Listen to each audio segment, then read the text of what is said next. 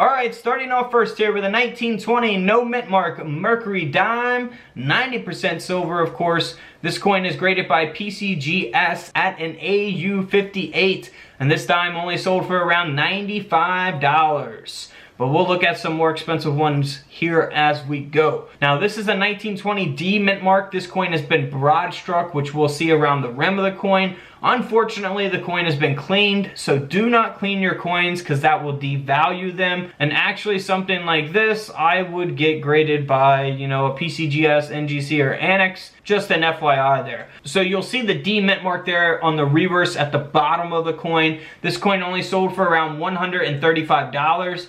Had it not been cleaned, it could have sold for potentially even more money. Now here is a 1920 D mint mark that has been cleaned. So do not clean your coins. The coin only sold for a little over 45 bucks. Not really worth 45 bucks in my opinion at all. But if you compare that to a 1920 D that is graded by PCGS at a mint state 67 with full bands. Here's an example of what full bands looks like. The coin grading companies will determine that when they authenticate your coin. All bands must be fully split. This coin is in excellent condition. That's why it has that high grade of a mint state 67. And this coin ended up selling for $50,000. So there's not going to be many of them out there at a mint state 67 with full bands if it's selling for 50 grand. Now here's another example of a high graded coin. However, this is the no mint mark from 1920. Graded at a mint state 67 with full bands again. This coin sold for $4,700, nearly a $5,000 dime there. Now here's an example of a mint error coin. This is an off-center Mercury dime. So the design has been struck, 13% off-center here.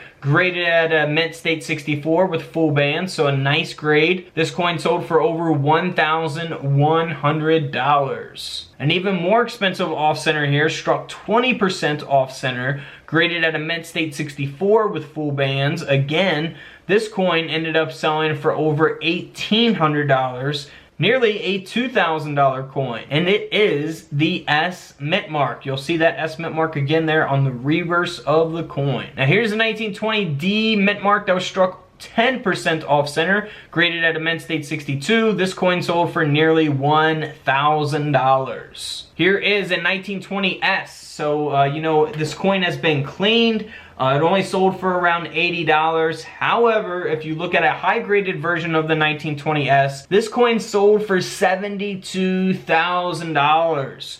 So it sold for that much because the coin is graded at a mint state 67 with full bands. There's probably not many of them out there at that grade, so that's why the coin has so much value. Alright guys, don't forget to subscribe in the middle. Check out the videos to the left of me, and until tomorrow, I'll see you guys in the comment section below. This is Couch Collectibles, and this is where I disappear.